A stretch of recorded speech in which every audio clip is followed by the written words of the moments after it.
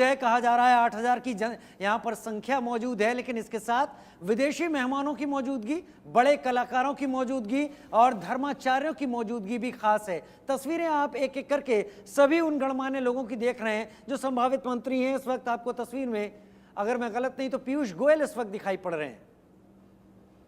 वीरेंद्र सचदेवा दिल्ली प्रदेश BJP के अध्यक्ष, वो भी आगे चलते हुए इस वक्त दिखाई पड़ रहे हैं, एक एक करके सभी लोग। और ये कोटा से इस बार चुनाव जीते ओम बिरला, जो पिछले संसद में लोकसभा अध्यक्ष का जिनके पास जिम्मा था, ओम बिरला इस वक्त पहुंच चुके हैं। और बड़ा सवाल हमने अभी चर्चा में भी उठाया था कि क्या लोकसभा अध्यक्ष का पद इस बार बोन ऑफ कंटेंशन यानी झगड़े की जड़ हो सकता है, उस पर भी चर्चा करेंगे। हमारे साथ खास मेहमान रहेंगे, लेकिन काफी लोग यहाँ पर पहुंच गए हैं। जहां तक इंडस्ट्री की बात, मुंबई की बात है, शाहरुख खान यहाँ पर पहुंचे हुए हैं। देश के नामी उद्योगपति मुकेश अंबानी अपने बेटे अनंत के साथ यहाँ पर पहुंचे हुए हैं, और भी बहुत सारे लोगों की यहाँ मौजूदगी है।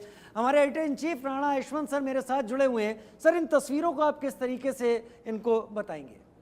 ये राजीव, चूंकि बड़े आयोजन के और मुख्य आयोजन की तस्वीरें होती हैं, देश में आपकी सरकार जब बनती है, शपथ लेती है, तो दुनिया भर में वो तस्वीरें देखी जाती हैं। भारत बहुत बड़ा मुल्क है, और अभी देखिए जब ये शपथ ग्रहण समारोह चल रहा है तो नो फ्लाई जोन में दिल्ली तब्दील कर दी गई है।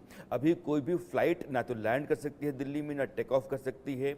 एंटी ड्रोन सिस्टम काम कर रहा है। जितने भी हमारे पैरामिलिट्री फोर्सेस, स्पेशल फोर्सेस हैं, उनकी तैनाती है। सुरक्षा के चाक चौबंद इंतजाम हैं। और दिल्ली यह बताती है कि हिंदुस्तान दुनिया का सबसे बड़ा लोकतंत्र है, और यहाँ की जो व्यवस्था है वो एक बड़े लोकतांत्रिक देश की तरह ही होनी चाहिए, और हो रही है। आस पड़ोस के जितने भी हमारे मित्र देश हैं उनको भी बुलाया गया है। मुइज़्ज़ू हैं, ये राष्ट्रपति हैं मालदीव्स के, अभी हाल ही में इनका चुनाव हुआ था। थोड़ी देर पहले मैंने देखा था कि नेपाल के प्रधानमंत्री पुष्प कमल दहल जा रहे थे, बांग्लादेश की प्रधानमंत्री शेख हसीना जा रही थी। तो 7 देशों के राष्ट्राध्यक्षों को बुलाया गया। Nepal, Bhutan, Bangladesh, Sri Lanka, Maldives, Mauritius and Seychelles.